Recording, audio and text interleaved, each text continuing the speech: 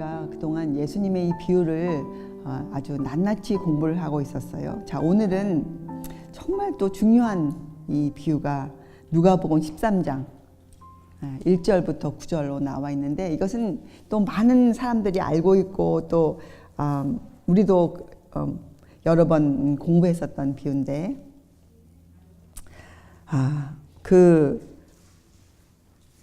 이 13장 누가복음 13장 8절에 끝이 이렇게 나죠. 이 과원지기가 주인이여 금년에도 그대로 두소서, 내가 두릅하고 거름을 주겠나이다. 이렇게 간곡한 이 포도원 지기의 호소가 나와 있어요. 자, 이것이 도대체 우리에게 어떤 의미를 가지고 있는가? 왜냐하면 이 비유는 특별히 이 마지막 시대에 해당하는 또 그런 비유예요. 왜 그런가? 이 비유를 시작하시기 전에 예수님이 이런 말씀을 하시죠. 여기에 읽어보면 예기치 않았던 재난으로 이유를 잘 모르고 죽은 사람들의 사건이 하나 등장해요. 그 당시 예수님 당시에도 이런 사건이 있었어요. 이건 정말 뉴스예요, 뉴스. 어떤 일이 있었습니까? 이 실로암에서 망대가 무너져서 18명이나 죽었어요. 근데 이런 사건을 보고, 이런 재난을 보고 사람들이 이렇게 얘기하죠. 도대체 무엇 때문이야? 저 누구의 죄 때문인가? 지금도 세상에 이런 예기치 않은 재난들이 일어나지 않습니까? 그럼 사람들 마음에 어떤 일이 생깁니까? 누구 때문이지? 무엇 때문이지? 이건 도대체 뭐야? 그래서 예전에 쓰나미가 터졌을 때 그때 사람들이, 이 뉴스 기자들이 훌륭한 목사에게 가서 도대체 당신은 이 원인이 무엇이라고 생각합니까? 막 이런 인터뷰를 하지 않습니까? 근데 여기에 주님이 답을 주셨어요. 이 답이 있기 때문에 우리는 그런 재난들을 볼 때마다 우리가 어떻게 마음을 가져야 됩니까? 누구의 죄야? 이것은 무모한 추측이에요. 우리가 그런 뉴스를 볼 때마다 우리는 이렇게 하는 거예요. 여기에 예수님이 이렇게 말씀하셨죠. 너희에게 이르노니 아니라 너희도 만일 회개치 아니하면 다 이와 같이 망하리라. 세상에 이런 재난들이 있는 것을 볼 때 우리의 마음이 어떻게 돌아가야 돼요? 나의 죄를 볼 수 있어야 돼요. 나의 죄. 그 죽은 사람들의 죄가 아니고 그 재난이 왜 하나님께서 내 앞에 오게 하셨는가? 왜 보게 하셨는가? 그건 뭐예요? 너희도 만일 회개치 아니하면 이런 경고를 주셨는데, 그것을 설명하시기 위해서 비유를 말씀하셨어요. 그 비유가 우리가 오늘 공부할 비유예요. 자, 그렇기 때문에 이 비유는 이 심판의 경고와 관련이 있어요. 그렇죠? 너희가 만일 회개치 아니하면, 이런 두려운 말씀의 경고와 관련이 있어요. 근데 예수님께서 참 이 심판의 경고를 자비의 초청과 연결시켜서 우리에게 이해시켜 주시는 거예요. 얼마나 감사합니까? 여러분, 심판이라는 놀라운, 생각하고도 쉽지 않은, 그죠? 인간의 이 본성이 기억하고 싶지 않은 그러나 꼭 우리가 직면해야 할 그런 심판을 설명하시면서 이 자비의 초청, 뭐라고 했어요? 금년에도 그대로 두소서. 그대로 두소서. 내가 두릅하고 거름을 주겠나이다. 이런 초청을 하셨어요. 그죠? 자, 그래서 오늘 우리가 이 비유를 잘 공부하면 이 예수께서 하시는 사업, 그분의 사명, 그렇죠? 또 하나님의 공의. 여러분, 하나님의 공의를 우리가 어떻게 공부했습니까? 공의는 죄와의 관계에 있어서 하나님의 거룩하심이에요. 공의. 그렇죠? 또 공의와 심판과의 관계를 우리 머릿속에 정리해 놓을 수가 있어요. 그렇죠? 자, 그런데 이 비유의 결론이 적혀져 있지가 않아요. 그렇죠? 어떻게 끝났습니까? 이후에 만일 실과가 열면 이원이와 그렇지 않으면 찍어버리소서 하였다 하시니라. 자, 그러니까 이 결론이 누구에게 달려있다는 거예요? 그것을 듣고, 그 자비의 초청을 듣고 실과를 맺으면, 그죠?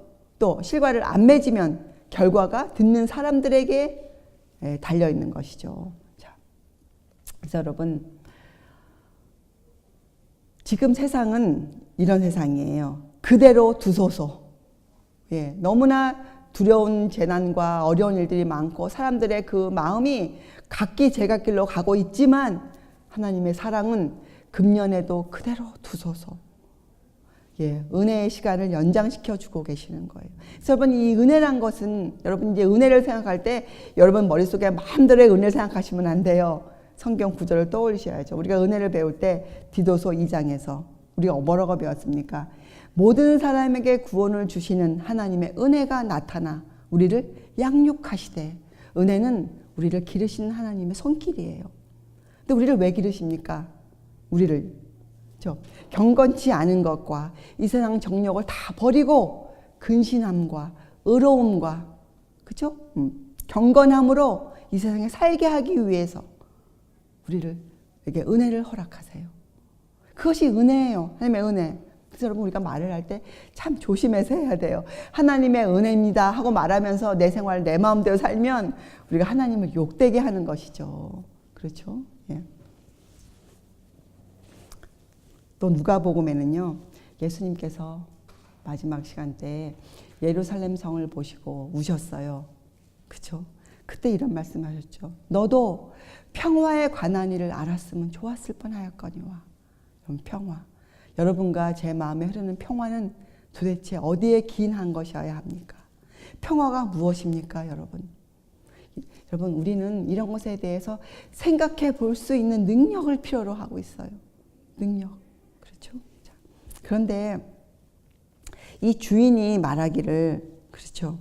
거한지기에게 내가 3년을 와서 이 나무의 실과를 구하였도다. 그런데 얻지 못하였으니 뭐라고 주인은 뭐라 그랬어요? 어떤 결론이 있었습니까? 찍어버리라. 어찌 땅만 버리느냐. 그렇죠? 근데 그때 주님께서 그대로 두소서 이렇게 하시지 않으셨습니까? 그래서 사실 지금은 침례 요한의 말처럼 도끼가 어디에 놓여 있어요? 나무에 도끼가 놓여 있는 때예요. 지금은. 그러나 주님께서 그것을 연장시키셨어요. 그렇죠? 자, 여러분 그래서 이것이 왜 마지막 때에 해당하는 말씀이냐면 이 요한계시록 11장은 일곱째 나팔을 설명하는 장 아닙니까? 일곱째 나팔. 근데 여러분 이 일곱째 나팔은 어느 시대가 일곱째 나팔의 시대입니까? 성경을 연구해 보면 지금 우리가 살고 있는 이 시대, 이 라오디게아 교회 시대 이때를 어떻게 해요? 일곱째 나팔 시대라 불렀는데 그 설명하는 18절에 또 땅을 망하게 하는 자들이라는 구절이 나와요. 그래서 여러분 이것은 무슨 뜻입니까? 왜 땅만 버린다고 말했습니까? 열매를 맺지 않기 때문에. 그렇죠? 그래서 이것은 뭐예요? 하나님이 주신 선물들, 재능들, 자질들을 가지고 남에게 유익을 주지 못하고 있을 때, 세상에 복을 내리지 못하고 있을 때, 그 도구가 되고 있지 않을 때에는 사실 어떻게 하니까 땅을 버리는 것이죠. 왜요? 다른 사람들이 받아갈 혜택까지 내가 막고 서 있는 거잖아요. 열매를 맺지 못하는 무성한 나무들의 잎이 얼마나 큽니까? 그러면 그 나무 밑에 살고 있는 작은 나무들은 살 수가 없어요. 햇빛을 받지 못하기 때문에. 그렇죠? 그래서 이것은 이 땅을 망하게 하는 자들을 멸망시킬 때라는 이 일곱째 나팔에 해당하는 그때 주신 비유예요. 그렇죠. 그리고 지금이 그래서 은혜의 기간이 연장되어 있는 때이기도 하죠. 자, 예수님께서 여러분 이 땅에 오신 것은 요한복음 3장 17절에 하나님이 그 아들을 세상에 보내신 것은 세상을 심판하려 하심이 아니요 저로 말미암아 세상이 구원을 받게 하려 하심니라. 그렇죠. 또 이 마지막 때에 성령께서 하신 일 중에 하나 심판에 대해서 뭐라고 설명해 놓으셨습니까? 요한복음 16장 11절에 심판에 대하여라 함은 이 세상 임금이 심판을 받았음이니라. 이렇게 우리에게 심판에 대한 이해를 새롭게 하라고 알려주셨어요. 자, 지금은 은혜의 때이기 때문에 여러분 지금 우리의 마음은 이 크신 주님의 사랑, 그분의 마음과 연결되어져 있어야만 해요. 그렇죠? 그것이 우리의 의무예요. 자, 그리고 이사야서 27장을 읽어보면 이 포도원 지기를, 과원 지기를 바로 주님이라 설명해 놓으셨어요. 그래서 우리가 여러분 성경을 읽을 때 우리가 어디서 추측해서 갖다 붙일 필요가 없어요. 성경을 자세히 읽어보면 모든 성경절들을 설명해 주고 있지 않습니까? 자, 그래서 오늘 우리는 이런 결론에 도달해요. 우리가 선천적으로 아주 잘못 태어났고 그죠? 우리의 기질이. 또 우리가 후천적으로 참 그동안 주님을 몰라서 여러 잘못된 습관을 배양했을지라도 우리가 그분을 알기만 하면 어떻게 돼요? 주님께서 우리를 두루 파고 어떻게 우리의 마음을 두루 파고 우리 마음에 뭘 주세요? 걸음을 주시겠다는 거 아닙니까? 우리에게 능력을 주시겠다는 약속이 들어가 있는 거예요. 그렇죠? 우리 안에는 우리 마음을 변화시킬 만한 걸음을 줄 만한 능력이 전혀 없어요. 이 세상에 어느 누구도 마음을 다스릴 만한 사람이 없지요. 그래서 우리가 오늘 정말 이해할 것이 하나 있어요.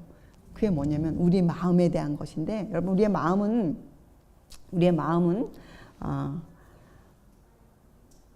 참으로 깊어요. 마음이. 그런데 이 우리 마음을 지배하는 어떤 힘이 있어요. 마음을 지배하는 힘. 만약에 이 힘이 없다면 사람이 갖고 있는 본성이 있죠. 본성이 뭡니까? 먹고 싶은 거, 마음대로 먹고 싶은 것. 예, 식욕. 또 하고 싶은 건 마음대로 하고 싶은 것. 정욕. 갖고 싶은 거 다 갖고 싶은 소욕. 예, 이런 본성이 있어요. 우리가 어떤 마음을 지배하는 어떤 힘이 없이 우리가 이 본성에 의해서만 산다면 우리가 어떻게 될까요?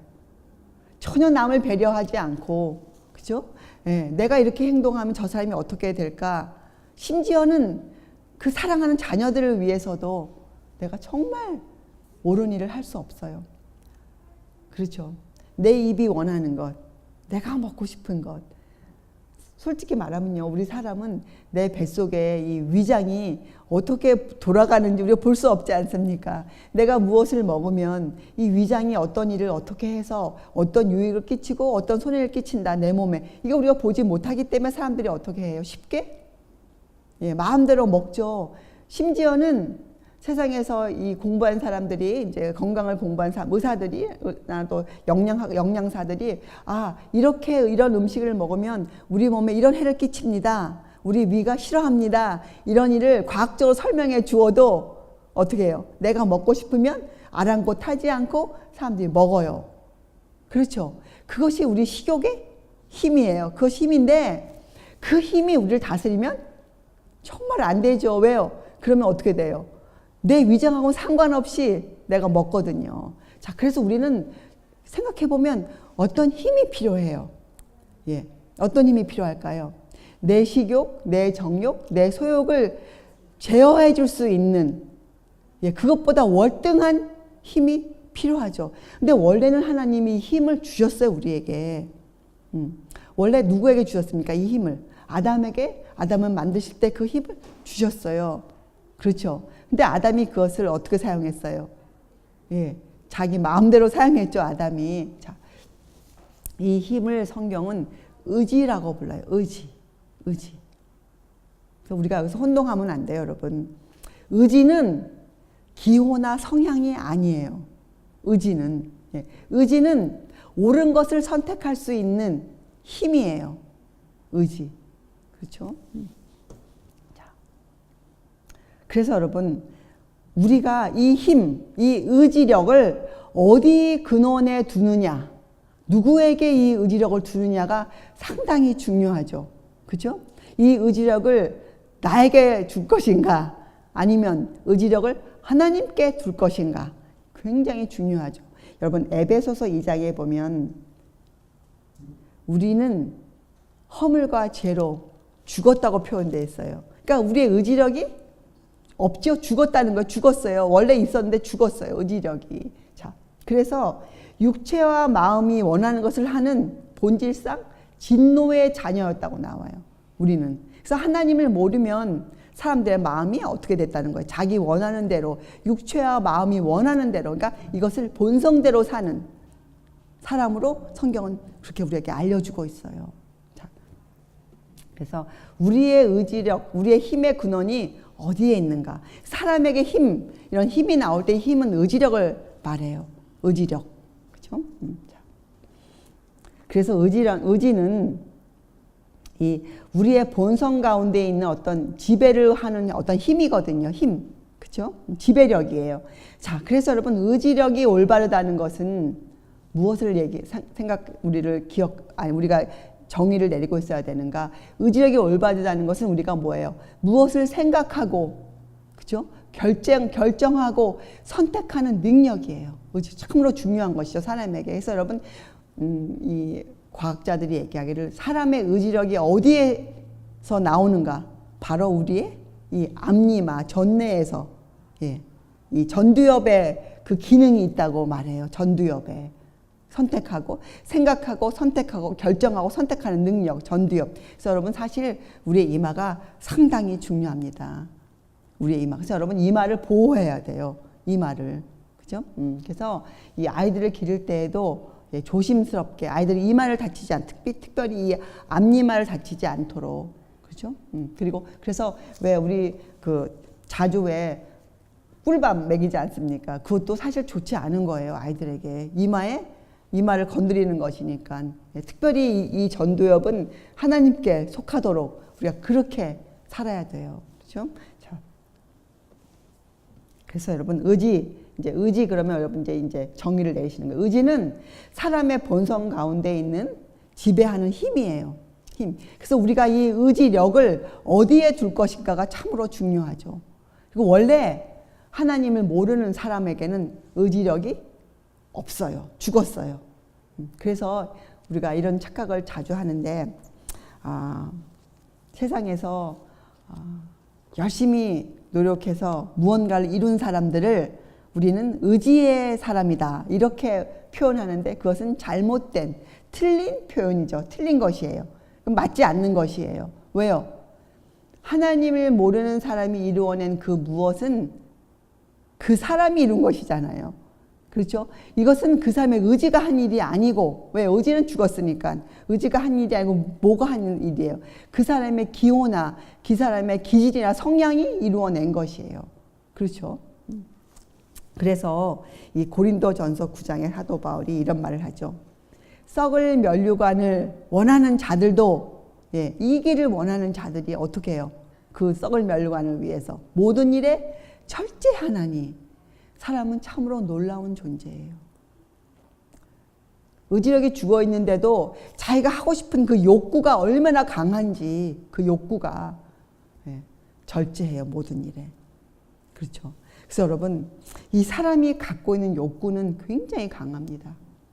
사람이 본성에 갖고 있는 식욕, 정욕, 소욕이 참으로 강해요.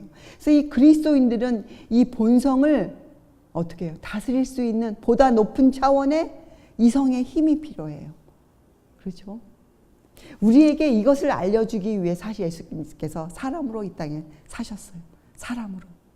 왜요? 그분이 사람으로 사셨기 때문에 무엇이 있었다는 거예요. 그분 안에도 식욕과 정욕과 소욕이 있으셨어요. 그래서 그분이 광야에서 시험 받으실 때 맨 처음 어디에 대해 시험 받으십니까? 식욕에 대해서 시험을 받으시잖아요. 그래서 예수께서 이 땅에 사람으로 사셨다는 것을 우리가 믿는다는 그 안에는 어떤 의미가 들려 있는가? 예수님께서 그 정욕과 소욕과 이 식욕을 어떻게 그분이 승리하셨습니까? 어떻게? 사람으로. 예, 하나님의 법에 순종하심으로써 그분이 승리하였잖아요.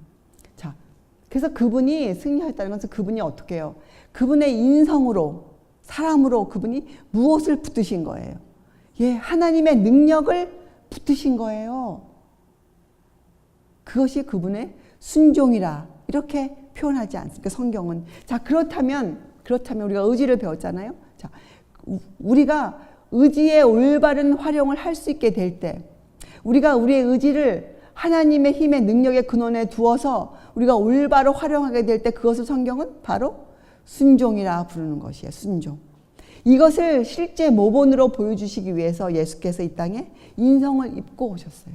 사람으로 이 땅에 오셔서 사람으로 이 땅에 사셨어요. 그분께서. 예. 그래서 여러분, 우리가 이 믿음, 하나님의 아들, 사람으로 사신 하나님, 그분을 믿는, 성육신을 믿는 믿음 참으로 중요하죠. 왜요? 이것은 우리에게 순종을 할 수 있도록 우리를 인도해 주기 때문에 그래요. 순종. 그래서 여러분, 믿음으로 믿음에 이르는 이 과정을 다른 말로 하면 어떻게 우리가 우리의 의지를 올바로 활용하는가예요. 어떻게 우리가 우리의 의지, 이제 우리가 의지가 무엇인지 알았잖아요. 우리가 이제는 우리의 이 의지의 힘, 의지력이 우리가 생각하고 결정하고 선택하는 이 능력이 어디에 근원을 두어야 하는가 우리가 이제 알게 되었어요. 그리고 그 방법도 알게 되었어요. 바로 예수님의 생애였어요. 자, 그렇다면 우리도 어떻게 그분처럼 살 수 있는가? 이것이 다른 말로 하면 우리가 어떻게 우리의 의지력을 올바로 활용하는가? 우리가 어떻게 믿음의 선한 싸움을 싸울 수 있겠는가? 다 같은 말이잖아요. 그렇죠? 자, 여러분, 사람은 다시 한번 반복하지만 이 마음을 변화시킬 수 없습니다. 이 말은 무슨 말이냐? 사람은 자기의 생각이나 자기의 욕망이나 자기의 애정을 지배할 수 없어요. 사람은. 우리가 진정으로 그리스도인 되지 않으면 우리의 사랑하는 자녀들을 절대로 제대로 기를 수가 없어요. 그렇죠? 그래서 또 사도 바울이 빌립보서에서 이렇게 말씀했잖아요. 너희 안에서 행하시는 이는 하나님이시니. 이건 뭐예요? 우리가 우리의 의지를 누구께 두고 있다는 거예요? 하나님께. 예, 행하시는 하나님이시니 그가 자기의 기쁘신 뜻을 위하여 너희로 소원을 두고 행하게 하려 하심이라. 이게 무슨 뜻이에요? 우리로 하여금 우리에게 그 의지력을 허락하셔서 어떻게 우리로 하여금 우리가 어떤 소원을 가집니까? 우리가 주님처럼 살아야겠다. 그러면 우리로 하여금 그렇게 행하게 하려 하심이라. 그렇게 사도 바울이 말했어요. 자, 그래서 여러분, 우리는 우리의 모든 본성, 식욕, 정욕, 소욕을 어떻게 주님의 본을 따라 누구의 지배 아래 놓을 수 있습니까? 예수님의 지배 아래, 그분의 보혈의 공로 아래 우리가 그것을 놓을 수 있어요. 그렇죠? 자, 그러면 어떻게 해요? 우리가 새 사람이 되죠. 우리의 마음이 변하게 되죠. 그렇죠? 우리가 이제는 의지의 올바른 활용을 통해서 어떻게 해요? 새 생애를 살 수 있게 되는 것이에요. 성경은 이것을 순종이라 불러요. 순종. 그렇죠? 의지의 올바른 활용이 순종이에요. 순종. 자, 그래서 여러분, 의지란 기호나 성향이 절대로 아닙니다. 그래서 여러분, 어떤 사람들은 이 믿음 생활, 신앙생활을 기호에 따라서 하는 사람들이 있어요. 성향이 또 어떤 사람은 성향이 그것을 선호하는 사람들이 있어요. 그런데 믿음은 그런 것이 아니에요. 믿음은 우리의 의지의 올바른 활용이 우리의 믿음이에요. 믿음 생활. 그렇죠? 그래서 의지는 우리의 기호나 성향이 아닙니다. 그것은 선택이요 결정하는 능력이에요. 의지는 힘이에요. 의지는 사람 속에 작용하여 하나님께 순종하거나 불순종하게 만드는 최고의 능력이 의지예요. 그렇죠? 의지는 사람 속에 작용하여 하나님께 순종하게 하거나 불순종하게 하는 최고의 능력이 의지예요. 의지. 그래서 우리의 의지의 근원은 누구에게 있어야 합니까? 예수 그리스도께 있어야 합니다. 예수 그리스도께. 그렇죠? 자. 그래서 여러분, 우리가 이 의지의 위력, 이 힘, 만약에 이 의지가 사람께 있을 때, 근원이, 그렇죠? 욕망이, 욕구에 있을 때, 그때 그 힘이 어떠하다. 또는 우리가 그 의지를 주님께 놓았을 때 그 힘이 어떠하다. 이것을 깨닫지 못한다면 우리는 항상 위기에 놓여 있어. 어떻게 해요? 항상 흔들리는 갈대와 같아요. 항상. 그렇죠. 자, 그래서 여러분, 예수께서 말씀하신 것, 너도 평화에 관한 일을 알았더라면 좋을 뻔하였거니와. 이 평안, 우리 마음에 어떤 환경에서도 흐르고 있어야 할 평안, 이 평안은 우리의 의지력과 상당한 관계를 갖고 있죠. 그렇죠? 그래서 이사야서 26장 3절, 킹제임스 버전에는 이건 참으로 우리가 암송해야 할 구절이에요. 생각을 주께 고정시킨 자, 이게 뭡니까? 그 의지를 주께 드린 자, 심지가 견고한 자를, 그렇죠? 주께 드린 자를 완전한 평강으로 지키시리니. 그때 우리가 이 평안에 대해서 이해를 하는 거예요. 그렇죠? 우리가 그 힘을 알게 되는 거예요. 예, 완전한 평강으로 지키시리니 이는 저희가 그를 신뢰하기 때문이라. 그러면 신뢰는 우리가 그 의지력을 활용할 때 우리가 배울 수 있는 것들이에요. 신뢰. 그렇죠? 자, 여러분 그래서 우리가 이렇게 배웠어도 우리가 어떤 것을 믿는다. 그리고 약속합니다. 이렇게 말할 수 있어요. 그렇죠? 그런데 우리가 우리의 의지를 주님께 옳은 편에 고정시키지 않는다면 우리가 말한 약속은 아무 소용이 없어요. 왜요? 힘이 없기 때문에. 그래서 여러분 의지라는 것은 꼭 힘을 동반합니다. 의지는 힘이에요. 력이에요. 힘을 갖고 있어요, 여러분. 그래서 우리가 하는 말, 우리의 행동이 우리의 의지랑 상관이 없다면 그것은 우리에게 아무런 유익을 주지 못해요. 여러분, 사람들이 아무리 선을 갈구하고 그것을 갈망해도, 순결을 갈망해도 나 되고 싶어요. 그래요. 맞아요. 아무리 그렇게 말해도 실제로 그 의지를 주님께 두지 않는다면 우리가 그런 사람 될 수 없어요. 이루어지지 않아요. 우리의 마음이 변하지 않아요. 그래서 사람들이 그렇죠. 옳아요. 맞아요. 그렇게 할게요. 말을 수없이 했는데도 왜 그렇게 하지 못하는가? 실제로 자기의 그 의지력을 주님께 굴복시키지 않아서 그래요. 그래서 여러분, 하나님을 섬긴다는 뜻은 무슨 뜻인가? 바로 우리의 의지를 주님께 굴복시키는 거예요. 그것이 순종 아닙니까? 하나님을 섬긴다는 것은 우리가 순종해야만 할 수 있는 일 아닙니까? 전적인 헌신은. 그죠? 그래서 하나님을 섬긴다는 것은 실제로 우리가 우리의 이 욕구를 어떻게 해요? 하나님의 그 주신 힘, 원래 태초에 주신 그 의지력에다가 우리가 굴복시키는 거예요. 우리의 자유의지를 하나님의 힘에 굴복시키는 거예요.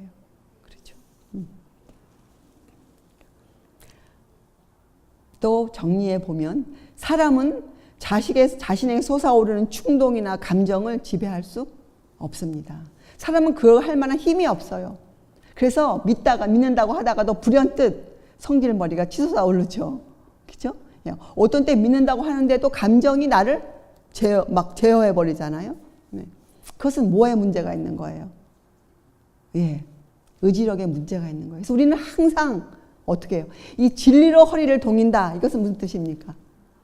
말씀의 능력에 우리를 굴복시킨 거예요. 그것이 바로 우리의 의지를 하나님의 힘의 근원에 갖다 놓는 거예요. 우리의 의지를 주님의 의지에다가 고정시킨 거예요. 어떤 의지? 주께서 이 땅에 사실 때 갖고 계셨던 그 의지에다가 우리의 의지를 갖다 놓는 것이에요. 그렇죠? 그래서 여러분, 사람은 충동과 감정은 지배할 수 없지만 우리가 무엇을 할 수 있는 사람들입니까? 우리의 의지를 주님께 갖다 놓을 수 있는, 그래서 결국 우리가 우리의 의지를 지배할 수 있는 힘이 사람에게는 있는 것이에요. 의지. 우리가 그 의지력을 만들어낼 수는 없지만 우리가 그 의지를 어떻게 해요? 주님께 갖다 놓을 수는 있는 거예요. 우리가. 여러분 이게 무슨 말입니까? 이런 뜻이에요. 자, 우리가 결심을 하죠. 나는 할 수 있다. 내가 이 일을 꼭 하겠노라. 이러한 결심을 하면 이것을 누가 들으십니까? 주님이 들으시죠? 누구를 이 땅에 보내셨어요? 성령을 보내셨죠. 자, 로마서 8장 26절엔 그런 사람들에게 오직 성령이 말할 수 없는 탄식으로 우리를 위하여 친히 간구하시니라. 우리에게 모든 준비가 마련되어져 있어요. 그래서 우리가 충동과 감정은 지배할 수 없지만 우리의 의지는 우리가 지배할 수 있는 것이에요. 왜요? 성령께서 우리의 연약함을 도우세요. 우리가 참으로 연약하죠. 자, 그러나 하나님께서 이 준비를 해 놓으셨어요. 예수님을 통해서 보혜사 성령을 보내 놓으셨어요. 그래서 우리가 주님, 제가 이번에 이 일을 하겠습니다. 정말 이것이 꼭 하겠습니다. 이렇게 단호한 결심을 하면 우리가 어떤 힘이 생깁니까? 결정하고 어떻게 선택할 수 있는 힘이 생겨요. 우리의 힘이 아니에요. 누구의 힘입니까? 성령께서 우리에게 그 힘을 주시는 거예요. 우리는 단지 어떻게 결심을 정말로 하면 돼요. 결심을. 그렇죠? 그리고 선택하면 되는 거예요. 선택. 그거는 우리가 할 수 있는 일이잖아요. 그렇죠? 자. 그래서 우리가 우리의 의지를 그리스도 편에 두어 하나님의 성령과 협력하지 않는 한 여러분 우리의 이 믿음의 성장은 결코 이루어질 수가 없어요. 결코. 그렇죠? 주님은 사람이 드릴 수 있는 가장 연약한 기도도 들으시는 분이세요. 항상 그분의 귀는 우리를 향해 열려 있으세요. 그렇죠? 또 항상 보혜사 성령은 기다리고 계세요. 보혜사 성령은 친히 간구하고 계세요. 우리들을 위해서. 모든 준비가 마련되어져 있어요. 주님께서 말씀하시죠. 금년에도 그대로 두소서. 내가 두릅하고 걸음을 주겠나이다. 그렇죠? 자. 그래서 여러분 우리가 해야 할 일이 무엇입니까? 그렇다면 이 라오디게아 교회 시대에 이 주님이 곧 오실 이때 여러분과 제가 할 일이 무엇이겠어요? 할 일이 무엇이겠어요? 우리는 이 우리의 의지를 그렇죠? 생각하고 결정하고 선택하는 이 우리의 의지를 누구에게 두어야 될까요? 그리스도에게 두어야 돼요. 그리스도의 편에다 두어야 돼요. 그렇죠? 그것이 다른 말로 하면 우리의 의지를 주님의 의지에 복종시키는 것, 순종하는 생애예요. 그렇죠? 그러면 즉시 주님께서 우리를 취하세요. 우리의 마음을 취하세요. 그래서 어떻게 해요? 당신이 기뻐하시는 일을 하도록 우리에게 소원을 두고 행하도록 우리에서 역사하시죠. 그게 성령의 역사가 일어나는 것이죠. 성령의 역사. 이런 일을 안 하면, 의지를 이렇게 선택하지 않으면 성령께서 역사하시지 못하세요. 그렇죠? 그러면 여러분 어떻게 됩니까? 우리의 본성이 성령의 지배하에 들어가죠. 우리의 본성이. 그래서 성경은 말하기를 우리의 생각까지도 그분께 복종하게 돼요. 자, 고린도후서 10장 5절에 우리에게 있는 힘을 설명할 때 이렇게 설명하죠. 모든 이론을 파하며 하나님 아는 것을 대적하여 높아진 것을 다 파하고 모든 생각을 사로잡아 그리스도에게 복종케 하니. 그렇죠? 자, 여러분 우리는 오늘도 결심해야 돼요. 우리는 매 순간 결심해야 돼요. 어떻게 결심해야 됩니까? 나는 할 수 있다. 그리고 꼭 하겠노라. 그것이 뭐예요? 선택이에요. 선택. 옳은 것을 선택하는 거예요. 내가 꼭 그렇게 하겠노라. 그렇죠? 자, 그래서 여러분 이사야서 27장을 공부해 보면 이 포도원의 비유가 나와 있어요. 포도원의 비유. 그렇죠? 이 포도원 지기가 우리가 오늘 공부한 것처럼 이 두릅하고 거름을 주는 그런 과정을 설명하면서 결론을 이렇게 내요. 이사야서 27장 5절에 나의 힘을 의지하고 나와 화친하며 나로 더불어 화친할 것이니라.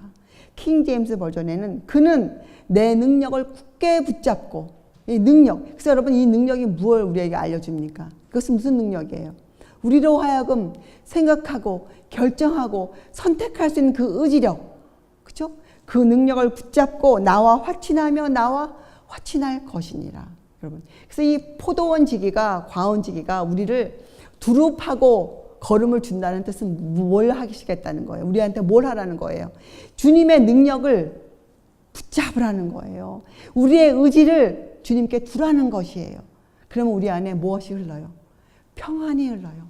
하나님과 우리 사이에 유쾌한 날이 이르러 와요. 주님께서 우리의 화목제물이 되어주세요. 그렇죠? 자, 여러분 우리가 오늘 참으로 중요한 것을 공부했습니다. 우리의 의지를 어떻게 사용할 것인가? 우리의 의지를 어디에 둘 것인가? 그렇죠? 우리는 의지를 올바로 활용할 수 있어야 돼요. 이것이 바로 사도 바울이 말한 주님이 오실 때까지 우리가 해내야 될 우리 믿음의 선한 싸움이에요. 그렇죠? 믿음의 선한 싸움. 자, 그렇게 하는 사람, 우리의 몸과 혼과 영혼을 주님께 맡기는 사람, 우리의 식욕과 정욕과 소욕을, 우리의 본성을 주님께 맡기는 사람, 주님께서 두릅하고 걸음을 줄 수 있도록 하는 사람, 그 사람들에게 약속하신 약속이 있어요. 우리 한번 읽어보겠어요. 에베소서예요. 에베소서. 자, 에베소서 4장 13절로부터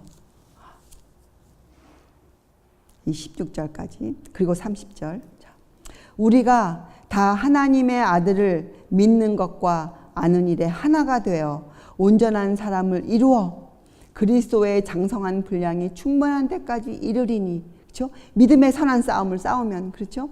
이는 우리가 이제부터 어린아이가 되지 아니하여 사람의 괴술과 간사한 유혹에 빠져 모든 교훈의 풍조에 밀려 요동치 않게 하려 함이라. 우리가 흔들리지 않게 하시는 거예요. 그렇죠? 오직 사랑 안에서 참된 것을 하여. 여러분, 이제 여러분 아시겠죠? 우리가 주님 안에서 참된 것을 한다는 것은 무슨 뜻이에요? 우리가 우리의 의지를 누구께 두는 것이에요? 주님께 두는 것을 의미해요. 그렇죠? 범사에 그에게까지 자랄지라. 그는 머리니 곧 그리스도라. 그에게서 온 몸이 각 마디를 통하여 도움을 입음으로 연락하고 상합하여 각 지체의 분량대로 역사하여 그 몸을 자라게 하며 사랑 안에서 스스로 세우느니라. 이렇게 우리에게 약속을 주셨어요. 자, 근데 또 경고의 말씀이 있습니다. 30절에 하나님의 성령을 근심하게 하지 말라. 왜요? 성령께서 지금 이 일을 우리를 위해 해주시고 계시지 않습니까? 그렇죠? 그 안에서 너희가 구속의 날까지 인치심을 받았느니라. 여러분, 성령께서 우리를 위해 탄식하고 계시는 이때 우리가 성령의 역사를 방해하는 방해꾼이 되어서는 절대로 안 되죠. 자, 이런 경고예요. 여러분, 우리는 이 하늘나라, 이 좋은 하늘나라를 잃게 하는 어떤 일도 해서는 결코 안 됩니다. 이게 무슨 말입니까? 하나님은 우리가 성경을 연구할 때나 신앙생활을 할 때 우리가 알지 못하는 무엇을 하도록 하시지 않으셨어요. 그렇죠? 우리가 기도를 할 때에도, 우리가 말씀을 연구할 때도 우리가 명백히 알고 기도하라. 그렇죠? 우리가 구하는 것이 뭔지 알고 구하라. 전부 다 우리에게 명백하게 알려주셨어요. 그래서 여러분, 성경을 연구할 때에도 우리가 물론 하늘의 놀라운 보화를 연구하는 일이기 때문에, 하늘의 신비를 연구하는 일이기 때문에 우리가 모를 것이 당연히 있죠. 우리의 이 유한한 지혜로 알 수 없는 것들이 너무나 많죠. 어떻게 무한을 알 수 있겠어요, 우리가.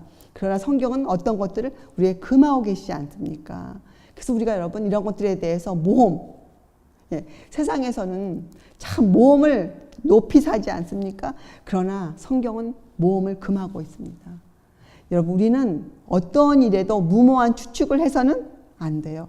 그것은 하늘을 잃어버리는 어마어마한 결과를 가져오는 일이에요. 그렇죠?